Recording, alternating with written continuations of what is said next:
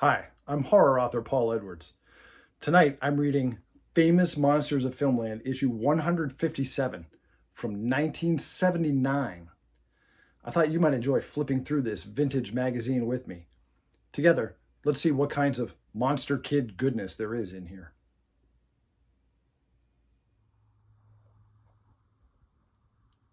Famous Monsters of Filmland, issue 157, is from September 1979. The cover price was now $2. Special issue. Looks like they couldn't decide who to put on the cover. Should they go with the new Dracula, the 1979 Dracula, Frank Langella, or should they go with Jaws from the James Bond movies? Looks like they couldn't decide, so they did a split screen. Well, in fairness, Moonraker was a big hit. I know it's much maligned now, but I was there in the 1970s when this movie came out. It was the first James Bond movie I ever saw in a theater. And it was a big hit. It was very popular at the time. So I can understand why they would want to plug it. But the 1979 Dracula was pretty popular too. So I'd say they each could have supported a cover. Oh, and of course, 1979 is also the year that we got Alien, the first one, the one that was a horror movie set in space, whereas the later ones were action movies. Yep. Alien's twin. Yikes.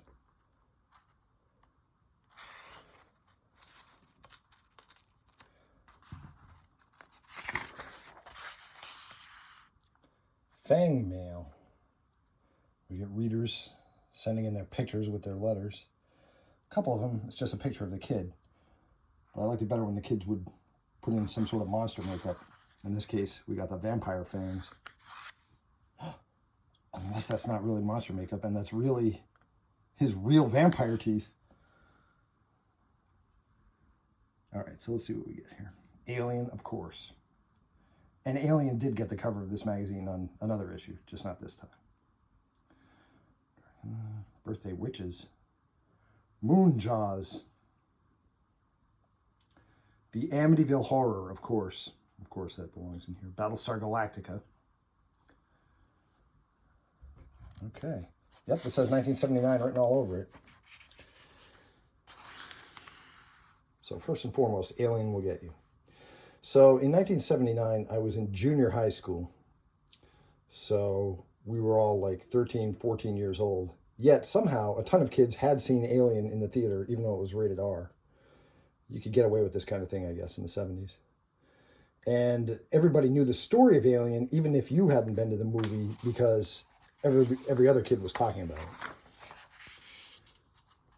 And the chest buster made quite an impression on people.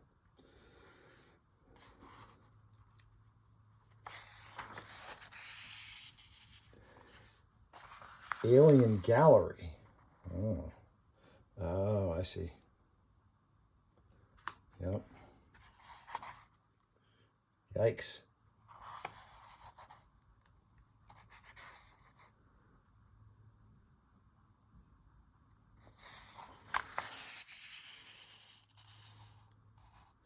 Now, here's a precursor to Alien, was the movie It, The Terror from Beyond Space.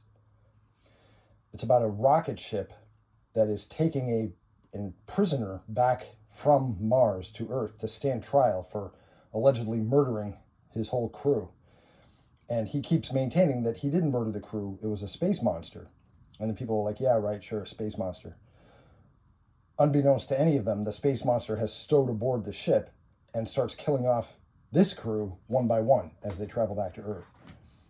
So the good news for our hero is he doesn't end up being wrongly blamed for long because people realize he was telling the truth. The bad news is there's a space monster aboard picking off crew members one by one. Very much like the film Alien. Fiend Without a Face. You know, I hadn't made this connection before, but that is true now that they say it. Fiend Without a Face is reminiscent of the face hugger, the Alien face hugger, where these brain monsters would wrap their spinal cords around you and choke you. Jeez. Oh my gosh.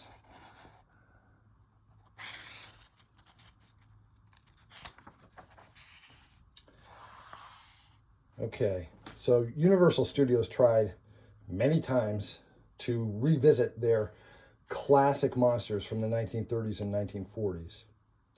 I think the best job they ever did of it was this film, Dracula, 1979 version of Dracula, with Frank Langella playing Count Dracula. It's funny because, you know, on Buffy the Vampire Slayer, on the spin-off show Angel, they were talking at one point on that show about which actor playing Dracula they liked best, and Angel said his favorite Dracula was Frank Langella. Sort of the one that everyone forgot. People think of Christopher Lee or Bela Lugosi.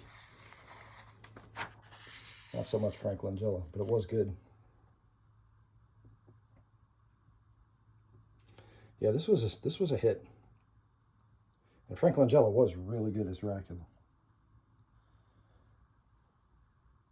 All right, I'm going to tell you a spoiler now. If you've never seen the 1979 Dracula, I'm going to tell you a spoiler, okay? So Laurence Olivier played Professor Van Helsing, and he thought that this movie might generate a sequel, so he specifically asked that his character, Professor Van Helsing, be killed off at the end of the movie so that he wouldn't have to come back for any sequels. Ordinarily, in any version of Dracula, Professor Van Helsing lives to fight another day. But in this one, Professor Van Helsing dies specifically at the request of the actor who played him, because he didn't want to get, he thought it was likely there would be a sequel, although there wound up not being one. But he thought it was likely there would be a sequel, and he didn't want to get roped into coming back for more than one of these. Remember this scene underneath the cemetery? That was so creepy. With the daughter, with his deceased daughter coming up to him going, "Papa, Papa." Oh my gosh. That freaked me the heck out. Look at her. Look. That was really good. I should rewatch this. I mean, I've seen it a million times, but I haven't seen it for a while. There's Donald Pleasance, remember, as Dr. Seward.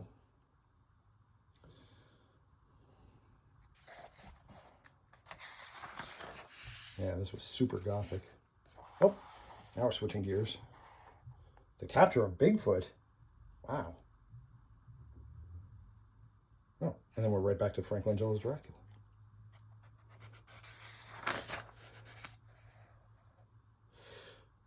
Oh.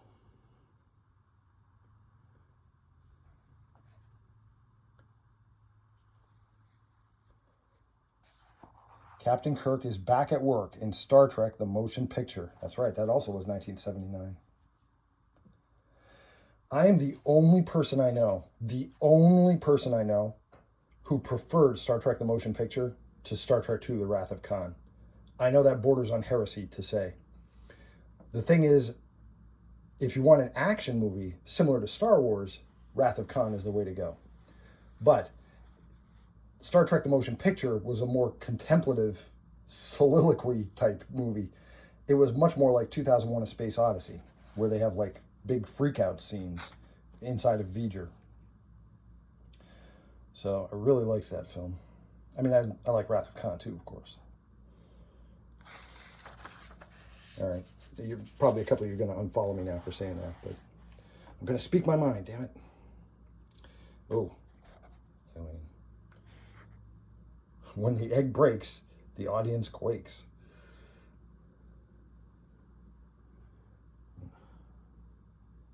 Oh, right. Prophecy. This also was 1979. This was the one where they had this weird thing about how in the womb an embryo goes through all the stages of evolution from, you know, aquatic life to reptile life to mammal life. And you're just sitting there going, what are you talking about? That's not true. That's nothing like that is true. But, I mean, crackpot pseudoscience in a monster movie is nothing new. Oh my gosh. Look at Kenny Baker inside of R2-D2.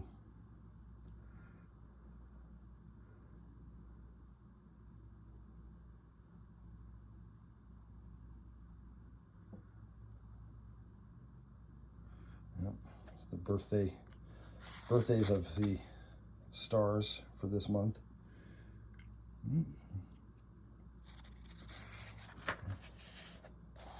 Well, a whole bunch of Alien goodies.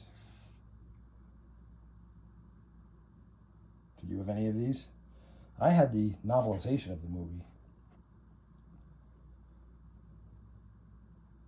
It's interesting because in this year, 1979, I hadn't seen the movie, but I had read the book. But there were a couple of differences between the book and movie. So I would be talking to kids about the movie. I'm like, remember when this happened? And they'd be like, what? The hell are you talking about? Oh, I don't remember this at all. Biotron.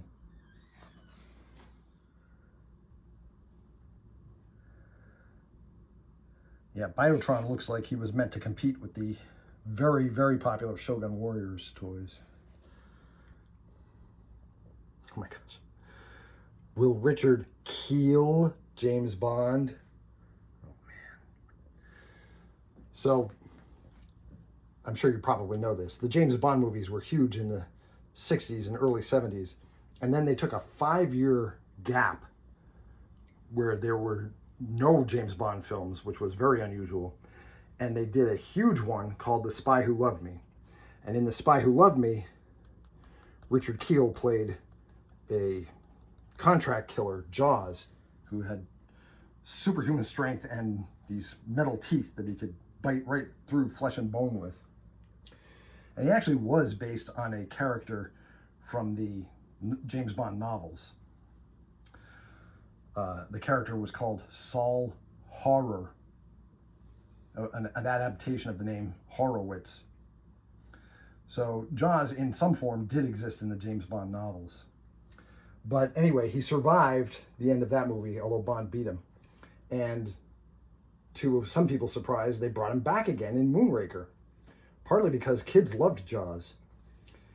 And strangely, though, the first James Bond movie I ever saw was this one, Moonraker, in the movie theater. My parents took me to see it. And so all I knew, because I hadn't seen the previous one, all I knew was there was this big tough killer who kept plaguing James Bond all through the movie. I didn't realize he was a repeat character.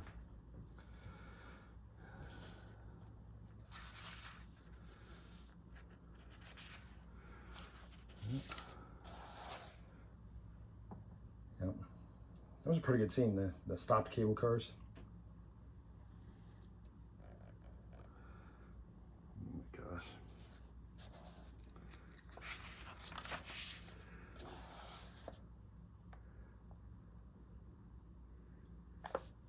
This is a famous thing. He was biting through this cable with his super metal teeth. In reality, this prop was made of licorice.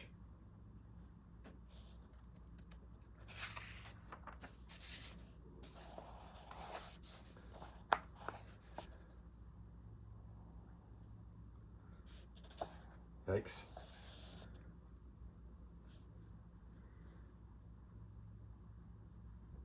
This is Forrest J. Ackerman doing a cameo.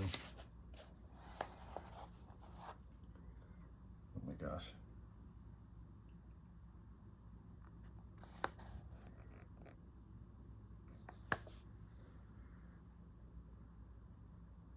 I do not remember Starstruck at all.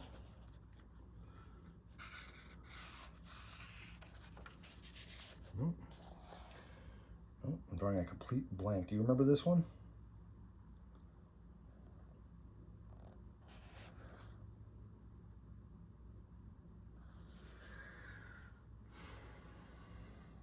Oh my gosh, the mystery photos.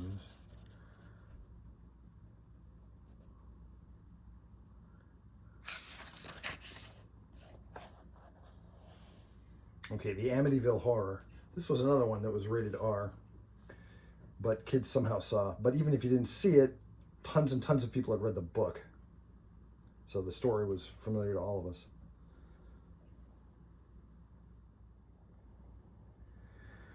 The Amityville Horror book and then movie were presented as being based on a true story. It was presented as the book was presented as a work of nonfiction. The movie was presented as a fictionalized version of real events.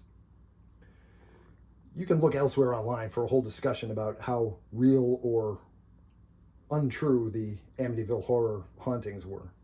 But as kids in the 1970s, universally, we all believed these were true documented facts. And we were scared by it, for sure. This might be a lot. Telling The Exorcist to move over. The Exorcist from 1973 should move over because of Amityville Horror. That's a stretch. Come on. I mean, the first Amityville Horror movie was good, but it was not The Exorcist. Poor Margot Kidder.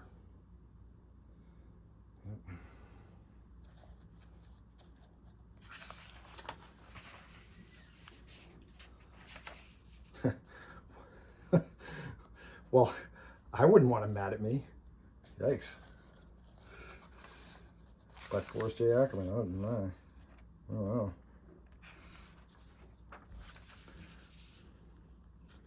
Oh, looks like it's Hammer time. We got Ingrid Pitt, Peter Cushing, Christopher Lee. Oh, and we got Vincent Price in here. Twice the Kirk. Hey, maybe it's that Kirk from the other universe, you know. Remember that episode?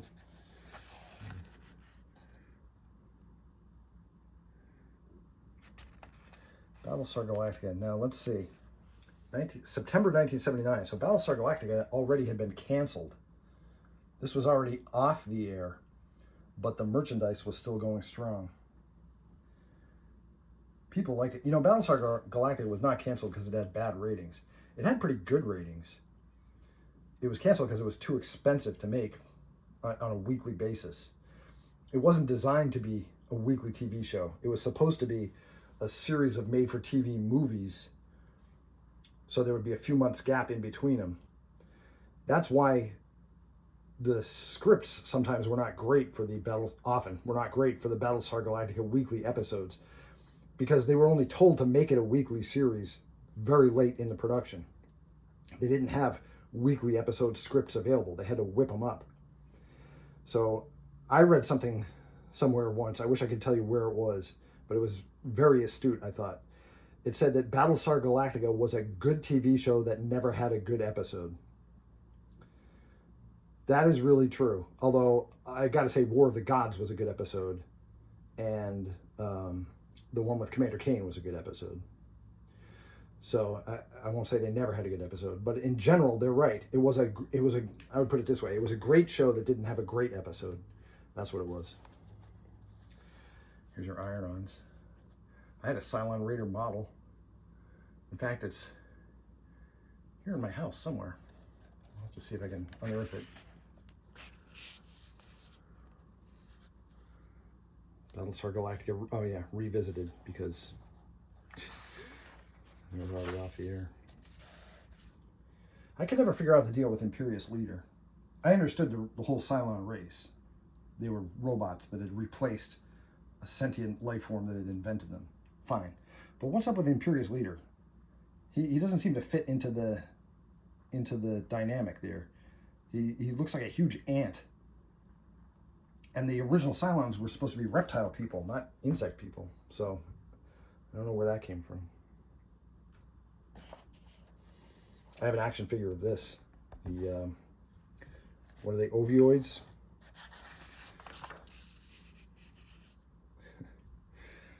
That freaked me out when I was a kid.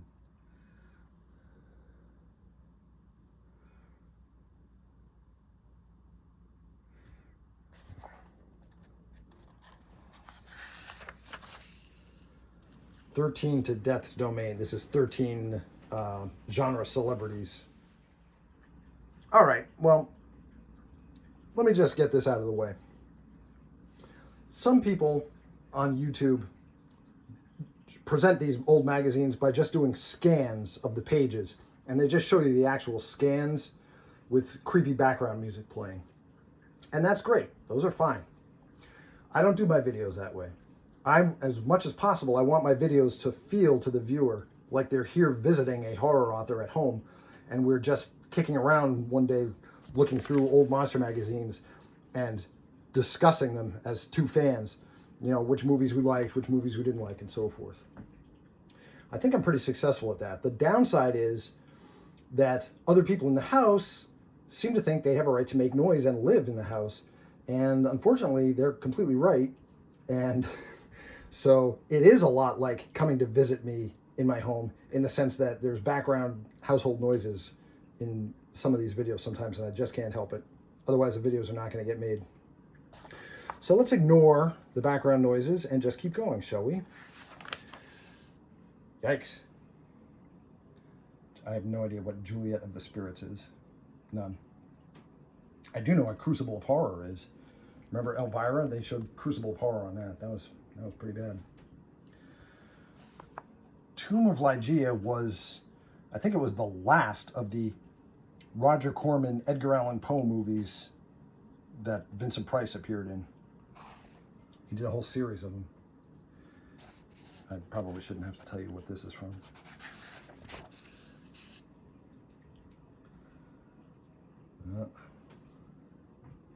Oh, you got a Superman.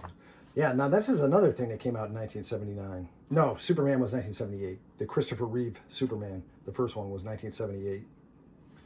So I can see why it's not on the cover, but certainly there was still advertising stuff from it. And of course, Star Wars was a whole merchandise industry. Star Wars Blueprints, I had that.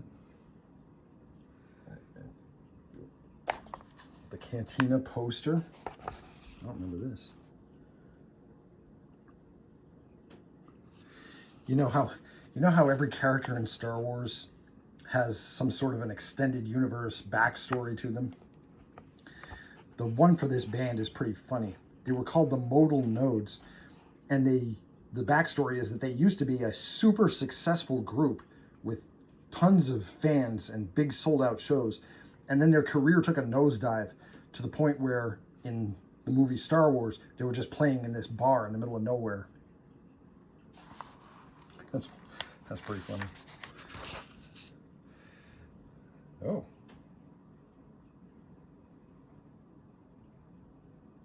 Okay.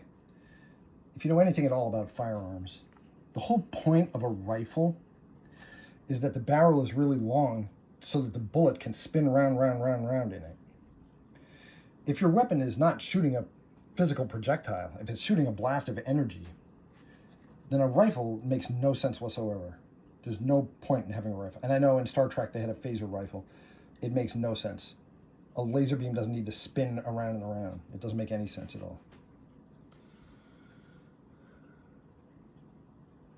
But this makes even less sense. The Darth Vader van kit, R2-D2 van kit, Luke Skywalker van kit. Snap together vans that make no sense.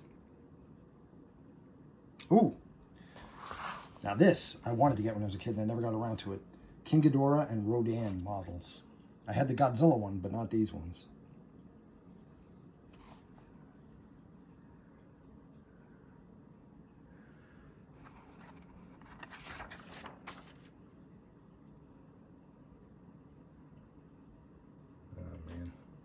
See, we should have ordered all the back issues back when we were kids. We could have got them for a few dollars.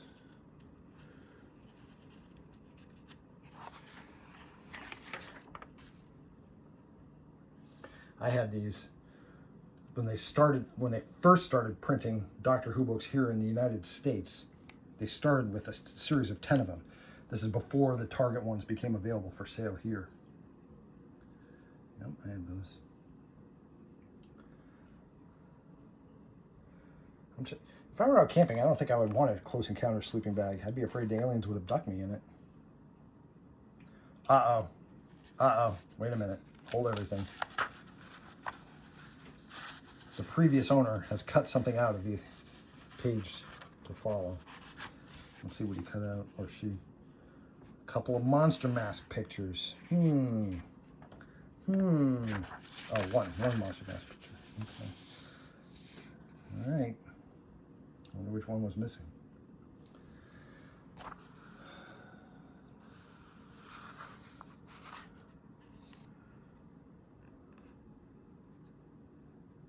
Yikes.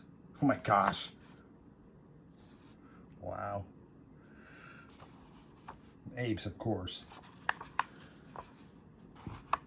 Because, you know, Planet of the Apes was big.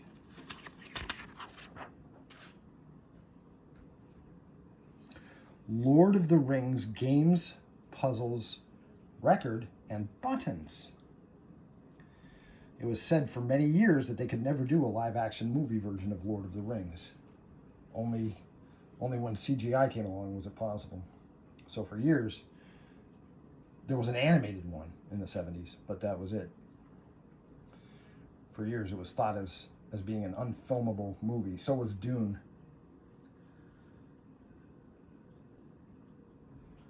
Oh no, wait a minute. More missing. Oh. Oh. My best guess would be some kid cut out the pictures he liked and put them on his notebook. Because little pictures like that you wouldn't put on your wall or anything, but that you would put them in your school notebook.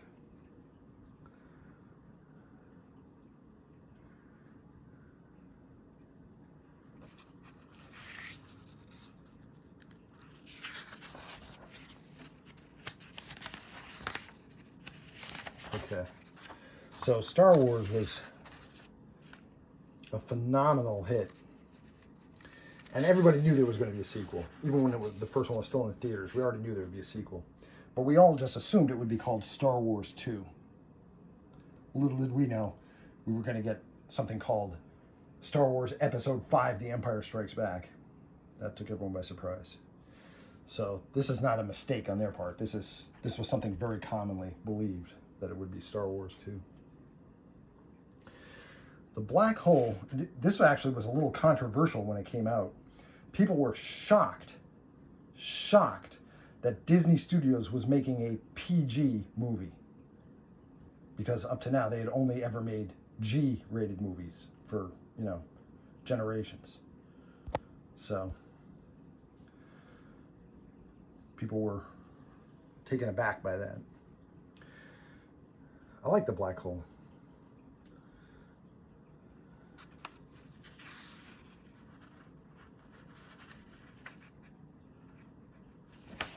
Oh, now, here's Shape of Things to Come. Galactica lives. Although the regular Battlestar Galactica series has been canceled, ABC plans to bring the characters back in one or more specials. No, don't do it. Don't do it. Don't do Galactica 1980. Don't do it.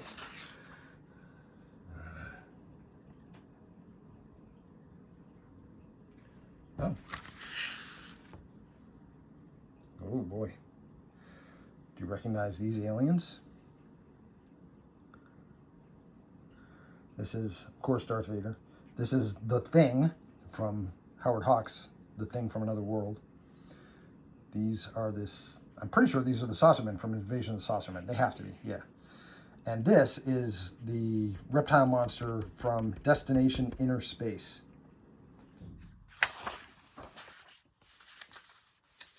This was a famous ad. You could get a pinchful of genuine soil from Dracula's castle. How do you know it wasn't just dirt from some guy's backyard? Why, they sent you a certificate of authenticity to go with it. Yeah. I'd be afraid, for one thing, I'd be afraid if it was real that Dracula would come looking for his native soil. Because, you know, a vampire has to be buried in his native soil. Wouldn't he want it back? But I've had an idea kicking around in my mind for a long time for one of my Mourner's Woods stories. You know, I've set a series of novels that take place in a haunted forest. And I had an idea. I think it would only make it in a short story. I don't think it could support a whole novel. But the idea is that somebody is doing this. Somebody is marketing, you know, they're selling soil from Mourner's Woods, the famous haunted forest. And, you know, kids are buying it out of the back of magazines. And, of course, there are unpleasant results when Mourner's Woods soil spreads far and wide. So if I ever wind up writing that, you'll know that this is the inspiration for it.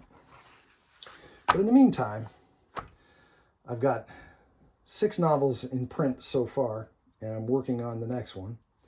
My books are all for sale on Amazon. The Mourner's Woods books recapture the vibe and feel of these great 20th century B movies, but set in a contemporary setting. My name again is Paul Edwards. My books are the Mourner's Woods books. Thanks for taking some time. I didn't even see this.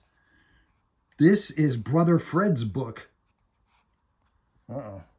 Well, Fred, if you're out there watching, you can visit your book again, your magazine again, anytime you want on the video. Everyone else, thanks for spending some time with me looking through Famous Monsters of Filmland 157. I'll see you in Mourner's Woods.